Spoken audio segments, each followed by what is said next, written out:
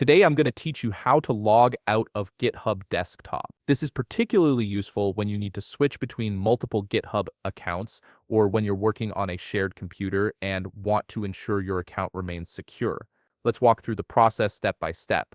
First, you'll want to open your web browser and navigate to github.com. Once the page loads, go ahead and log in using your credentials. Simply enter your username or email address and your password in the designated fields to access your GitHub account. After you've successfully logged in, direct your attention to the upper right corner of the screen. Here you'll see your profile avatar icon. This is typically a circular image that represents your account. Click on this avatar icon and a drop-down menu will appear with several options related to your account settings and preferences. From this drop-down menu, locate and select the option that says Sign Out. Clicking this will begin the process of logging you out of your GitHub account.